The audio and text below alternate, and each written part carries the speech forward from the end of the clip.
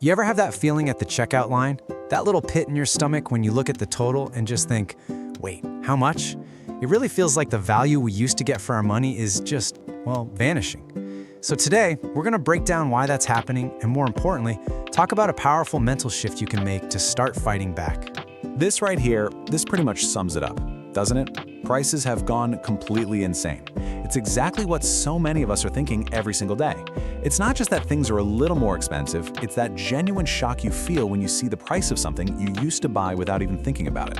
I mean, does this sound familiar to you? That moment at the grocery store, or grabbing fast food, or even just looking at subscriptions on your bank statement, and the price just doesn't make any sense for what you're getting. And the crazy part is, how often do we just kind of sigh and buy it anyway? It's just a habit. But what if we could break that habit? Right, so let's get into it. This feeling, it's not just in your head. It's a real economic thing that's happening. We're gonna call it the vanishing value. And trust me, it's not just a feeling, it's the math. So this brings us to the main idea, value proposition disappearance.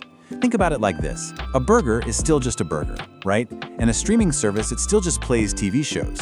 The utility, what the thing actually does for you, that hasn't changed at all. But the price? The price is shot through the roof. And that growing gap between what you pay and what you get, that's the whole problem right there. Okay, now let's get into some real-world examples that might feel a little too familiar.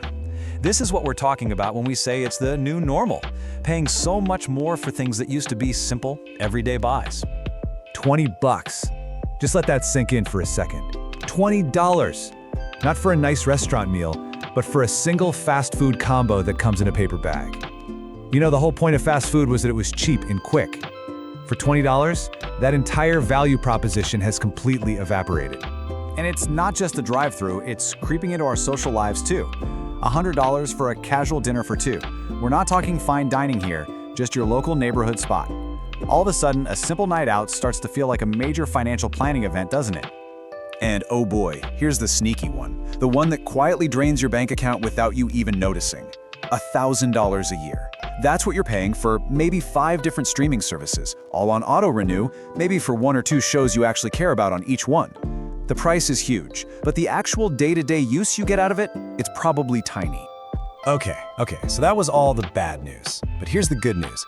We don't just have to sit back and take these prices. The real solution isn't about scrambling to earn more money. It's about learning to think differently. It's about making a smart money shift, moving away from what the marketing tells you and focusing only on utility. This is it. This is the key to taking back control. It is time to stop falling for the marketing hype and start focusing purely on function.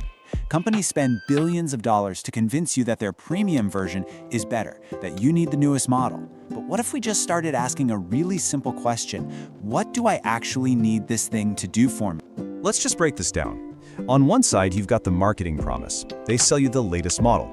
But what's the actual utility? It gets you from point A to point B.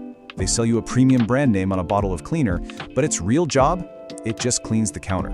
This is all about stripping away that marketing noise and seeing things for their simple core function. So let's put this into practice. A 3-year-old car gives you the exact same utility, transportation, as a brand new one, but for a tiny fraction of the cost. A generic cleaning spray gets your counter just as clean as the one with the fancy celebrity endorsement. The real skill here is learning to separate that inflated price tag from the actual simple purpose of the thing you're buying. And that really brings us to the last and probably most important question. This whole idea, it's a new tool for your toolbox. Armed with this way of thinking of marketing versus real utility, I want you to take a look at your own spending and ask yourself, what's the next thing you'll stop overpaying for?